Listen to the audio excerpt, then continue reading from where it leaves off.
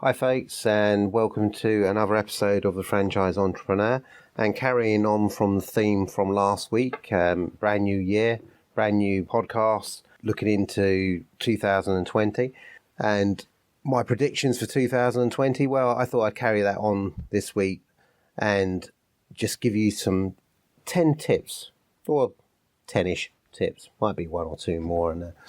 So 10 tips. So for an entrepreneur, because it can be lonely out there if you're an entrepreneur or a business owner and you're pretty much dependent on yourself in many respects.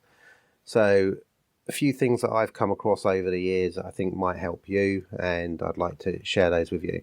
So first one, your health. You've heard the saying, the health is your wealth. So look after it and don't take it for granted. Exercise can give you a great release from stress. So it's a new year. Get out there and exercise. You know, if you're in a stressful business, and being an entrepreneur, being a business owner is bloody stressful, you really do need to do as much as you possibly can to relieve that pressure. And, you know, it's a tip from me. You know, I've used this tip certainly over the last couple of years, and I'm probably fitter now than I have been for many a year. And that was following a very stressful period of restructuring the business.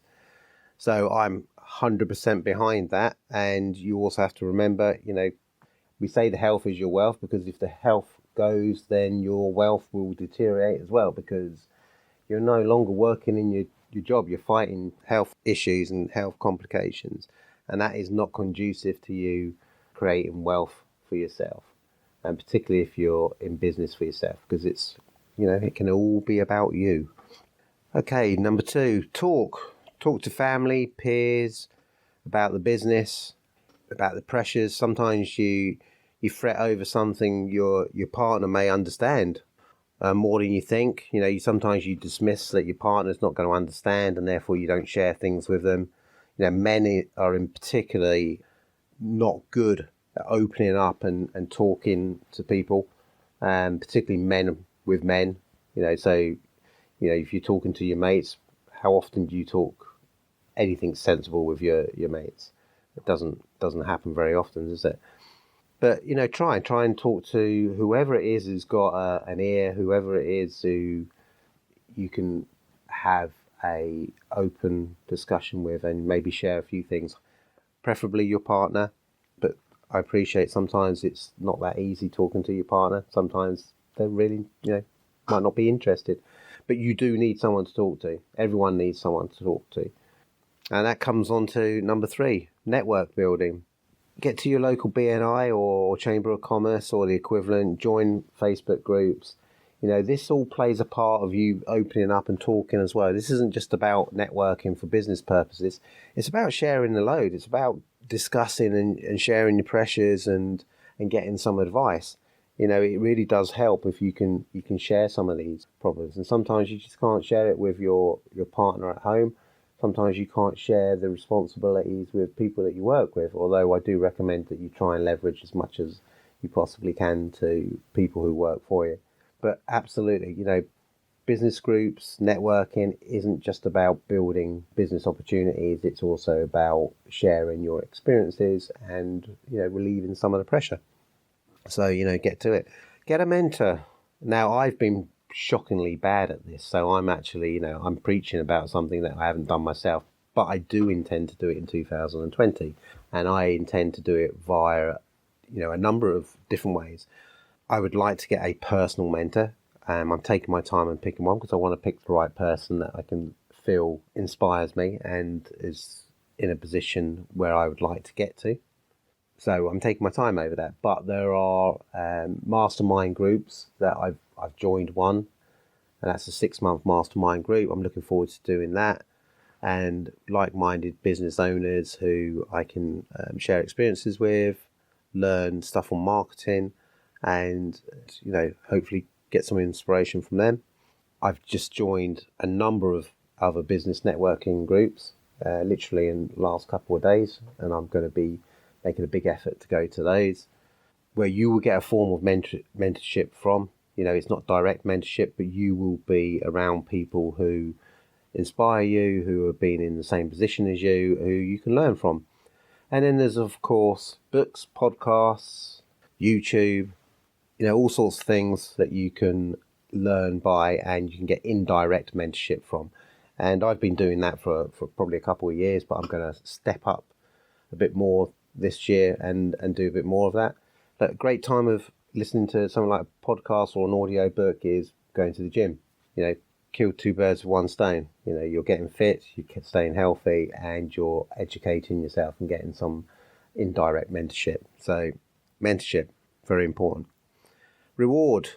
How often do you reward yourself? We're all probably guilty of this, that we work bloody hard and we don't see the rewards because we've just got our head down and we're just ploughing through and we're just doing stuff. Take a step back every now and then and treat yourself, reward yourself. If you find that all you're doing is work, and you are not rewarding yourself, you're not patting yourself on the back, there's no financial reward, or even if it's just a reward of time, then guess what happens? You lose motivation, you lose interest in your business, everything becomes a slog. Look at your holidays, your car, the time, they're all rewards. It's not just about the financial side. It can be giving yourself a bit more time at the weekends, a bit more time with the family, a bit more quality time. It could be something that material. It could be a car, could be a watch, could be anything. It could be a nice holiday. But reward yourself. You work hard. You deserve it. Appreciation. Take the time to look back at your journey, how far you've come, and pat yourself on the back occasionally. So, yes, I guess it's a little bit the same as reward, but, sometimes we don't take enough time to have a quick look at how far we've come and appreciate the journey that we've been on. And that's important, because if you can appreciate the journey that you've been on and the hardships that you've been through, then you can appreciate that there is success waiting for you, not too far around the corner. You've been through the pain, you've been through the hardships. You're going to have a few more on the way, but you can see that progress. And I think sometimes we forget about that, and sometimes we don't appreciate the journey that we've been on. Family, don't take them for granted. Ring fence quality time around your family. My God, how many entrepreneurs, businessmen do you see who don't do this? Who think it's all about the money, who think it's all about that, or how they measure success is about the money. Well, success can also be about raising your family in the right way, about spending quality time with them. That's success. My dad didn't spend much time with me when I was a kid. We didn't have a close relationship. So, he succeeded in many other aspects, but he failed in that regard. So, I try and ring fence time with my family. It's not always possible when you're first starting out. I know, I appreciate that you have to work very hard and long hours, but don't use that as an excuse not to spend as much time with your family as you can, because you don't want to lose that. That's a foundation of you building your business as well. You need your family around you. You're doing it for your family as well as yourself. You don't want to do it at the expense of your family. So the other one, right, okay. There's one big critic out there that's always going to be out there. You're always going to have other haters. You're always going to have people that want to put you down. You're always going to have people who are going to be critical of what you do. Some of those could be friends, could be family. But the biggest one out there is always yourself. So be kinder to yourself. Try and make a conscious effort of not being so bloody hard on yourself. You're doing the best that you can. Don't be so hard on yourself. Remember, you're doing a good job. Just keep on going. Be a bit kinder to yourself. Surround yourself with positive people. Sounds simple, doesn't it? But I think if you analyse probably some of the people that you hang around with, there's always one or two, isn't there? There's always one or two that doesn't matter what you say to them, they always try and take a negative out of it. You need people around you who are inspiring, who are maybe further along than you are, people who you want to get to or who you want to aspire to, who motivate you. I'm not talking about, getting rid of friends that you've had for years or family and things like that. I'm just saying spend a little bit less time with them and spend more time with the people who are positive and who inspire you, because you will find that it will lift you. You find that you gravitate to people who will inspire you and help you along the road. Keep surrounding yourself with people who are negative. You're going to have negative thoughts, and that will impact on what you're doing. So really important. It's also about, come back to the mentor. You need someone around you who is going to inspire you. You pick a mentor who is at a level where you want to reach. There's no point picking someone that's, is further behind than you are, or hasn't achieved the things that you want to achieve. And it's much the same with having friends and family around you. Be careful on who you spend your time with. Remember, you're not alone. Everyone has bad days and shit happens. There will always be a tomorrow. And that's true. Let's face it. We all have bad days. Even the most positive of us has a bad day from time to time. Then really, we think, why me? Why is it happening to me? Shit happens. Control the things that you can control. Don't worry about the things that you can't. You're not alone. We all go through it. Just remember that. You're not unique in that sense. Things happen to all of us, to every one of us. We all have bad days, and we all get over it, and we all move on. You'll move on. Bad days don't last forever. So the next one is, make this year the best year you can. Be positive. Don't dwell on what's happened last year. 2019 gone. Whether you had a good year, bad year, indifferent year, it doesn't matter. It's gone now. 2020. This is your year. This is going to be epic year. I can't wait. I'm really looking forward to it. Really, really do not dwell on the bad things that have happened previously to you. You can't turn a page and begin to write a new chapter if you're constantly reading the old one.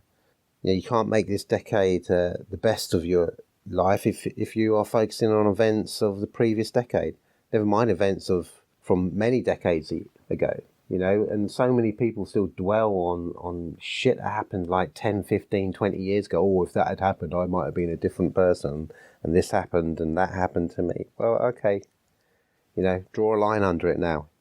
Refocus, new year, new you, and make it an epic year. So, look, I really hope that you all have a successful 2020. I hope I have a successful 2020. We've got loads of new podcasts coming out. I keep on promising interviews. I've done a few. I'm going to step up this year and get some really exciting guests in and interviews. So, please carry on following me. Hope you enjoy it. Please comment. Please subscribe.